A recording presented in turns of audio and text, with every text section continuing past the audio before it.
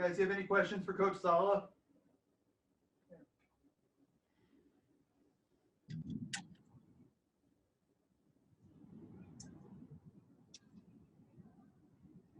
Little early from practice. Yeah. They're Hey, we always run early too. We're good. How you doing, Robert? I'm doing great. Yourself? Good, thank you. Kind of like looking back to week one, obviously so much has changed with this team, but the Cardinals still have a lot of their key weapons. What do you hope to see differently out of your defense and how they can stop DeAndre Hopkins and Kyler Murray? It's always internally driven with respect to the fact that we want to compete. We want to compete at the highest level that we're capable of, and let the chips lie where they may. Schematically, we just got to find ways not only to be able to defend him, but they've got so many other weapons with Fitzgerald and the quarterback running. So we've just got to be cognizant of that. But they present a lot of different challenges, both schematically and personnel-wise. So it is going to be a challenge. But when we talk about what you want to see from your players, it's the absolute ultimate level of competition and competing at their highest level and giving everything they've got with regards to effort, technique, and the violence that we ask them to do it with. So that's first and foremost, and that'll never change. Hey, Robert, Akello said that his game on Sunday was his best, what he called his best headspace game. He was very comfortable out there. Wondering whether you saw the same thing, and whether, headspace, thinking too much has been an issue with him, at times over his career.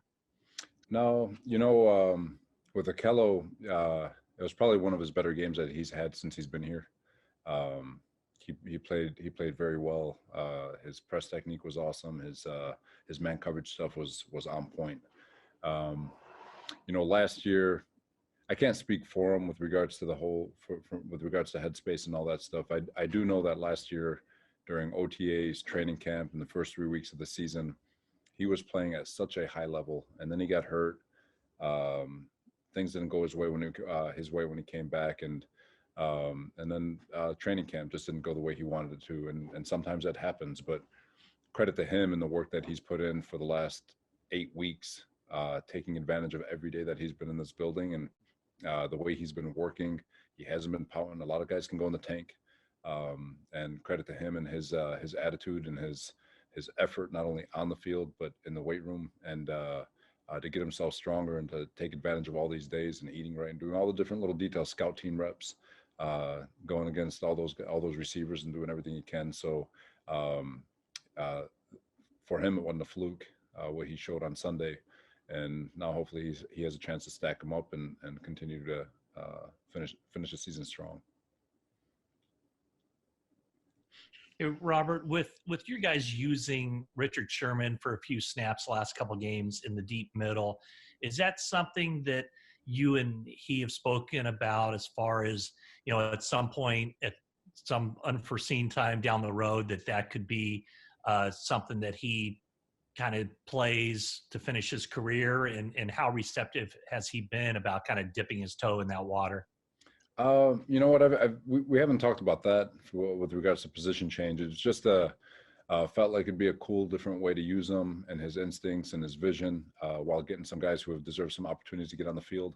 And we always talk to Sherm and really all our players. Fred, I think it's just so important to be able to get their input, get their thoughts with regards to how they see things. And players, they're out there shooting bullets. They know how things feel. They know what they can do. They know what's being asked of them and whether or not it's real or not. And so always being in constant dialogue. So we're all on the same page and playing at our absolute best. But to answer your question, never really talking about position change, but just thought it'd be a really great opportunity for him to utilize his asset, one of his greatest assets, which is route recognition, ball skills, and playing with a great vision. So. Robert, I apologize if this was asked already, but do you expect Jimmie Ward back on Saturday? And if he's not available, what sort of a void does that leave you, given how much he does for you in coverage and how many ways you can use him? So Jimmie, we're still working through Jimmie, obviously. But Jimmie, you guys know how I feel about Jimmie. I've said it over and over again. He's one of the top 5 cover guys in all of football, and the reason why he doesn't get his stats is because his guy doesn't exist on the football field. He just eliminates them, and so he doesn't get many opportunities. And so that, being as good as he is, that's his curse, is that he just doesn't get as much action. But so not having a guy like Jimmie Ward hurts, but we have a lot of faith in the guys who will come in and step in if they need to, and pick up the slack where he may not be there. If that makes sense.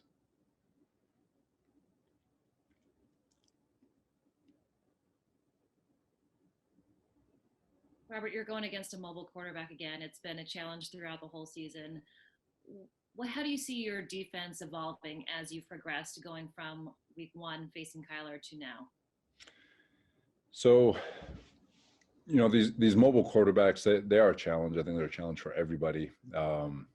We've had some opportunities to go against some guys, obviously, throughout the year, and the QB run game. We feel really good about our scheme and how we defend the quarterback run game. I don't think Kyler, especially in that first week, that wasn't as it was still a challenge, a tremendous challenge to try to keep that in check. But quarterback scramble, I feel like our guys are really starting to understand what we're asking out of them, especially with Kerry and Deion Jordan and the 2 interior guys in third down situations and pass rush, and understanding rush lanes and understanding the discipline of keeping quarterbacks in the pocket and not making it easy for them to just exit out, if that makes sense. So this will be the ultimate challenge. Obviously, with Kyler, he's one of the best in the world with regards to getting out of the pocket and extending plays and getting first downs with his feet. So I guess Sunday will tell us everything we need to know about how far we've come. So great challenge ahead. Robert, going back a couple of years, you prepared for Josh Rosen, and he wasn't the most efficient in either of those games, but he did win. As a defensive coordinator, what were the things that you really had to be mindful of when you were going against him? Well, Josh, obviously he's got a first round talent arm. So anytime you've got somebody with the arm talent that someone like Josh has, he's always going to be dangerous in terms of being able to get hot and get in rhythm and get the ball where it needs to go. So yes, we had success. Unfortunately, the first game we played him, it wasn't as I thought we did really well. The second game, same thing. It was just that 2-minute drive. He got hot, and then it was over. And that's just one of those things when you've got a talent like him, when they get confident and they get hot, and they have, in combination with the arm talent that they have, it's always a worry, I guess. Hey, Robert, have you had a chance to keep in touch with Nick Bosa and Dee Ford, and can give us any update on their conditions? Yeah, Nick is in great spirits. He's working his tail off, trying to get through and get his leg back, get his strength back, and all that stuff. And he feels great. And then D, we see him. He's here, so we see him every day, and he's working through his stuff, and not exactly sure where he is with regards to everything, but he's in great spirits. Both of them are in great spirits and working through their elements and trying to get better every day. So, love that D Ford's around, because he does have an amazing smile and he's a hell of a personality. So we enjoy his presence. And then obviously Nick, we miss his presence being around the building. He's, one of those lovable guys. So. Robert, to follow up on your the talk about Richard Sherman and using his instincts and vision, is he unique in the way that he plays cornerback? Even it seems like when he's in man coverage, he's still kind of it's like he's in zone coverage because of his vision toward the quarterback. What enables him to get away with that and thrive using those techniques?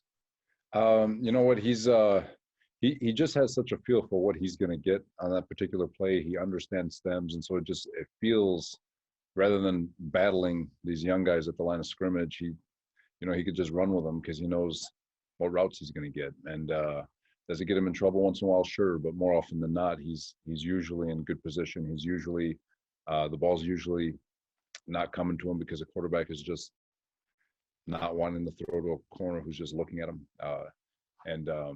He's made a living doing that, just looking at the quarterback and understanding where the route is taking them, and waiting for the quarterback to throw the ball so he can go take it. And so it is a very unique skill, because a lot of corners get nervous when they're running and they have somebody in man coverage and they're not looking at them. Sherm has that unique ability to play man coverage, feeling his coverage while looking at the quarterback, and he can still run the routes where those things don't separate as much as it would if, it's a skill. That's why he's a Hall of Famer, so he's it is unique. Sometimes it makes me nervous, but he gets it done. So you can't argue with him. Can't argue with the results.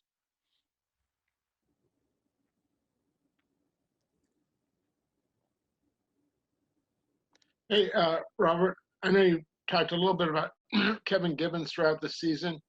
How has he progressed, and what does he need to do, to have an even larger role, potentially next year? Well, to answer the second part of the question, for him next year, and even just these next two games, it's the focal point is always get better, right? I know it's not the most exciting answer in the world, but going through his process and understanding that if you're not finding ways to get better every single day, you're not going to get better. And so consistency, obviously, for Kevin is always going to be, it won't always be a big thing, but that'll be something that he's got to continue to work through. People, this is his first year playing football in the league, and if you think about it, and so he's learning every day, just like everyone else. And so I do think Kevin's only going to get better. I think he's made of the right stuff. I thought he had an unbelievable offseason, and he came in here strong this year and had a really nice training camp and earned everything that he's had coming to him. And now it's just a matter of taking advantage of your reps, doing the things that Coach Kasarik is asking him to do, playing with all the explosiveness that he has in his lower half, and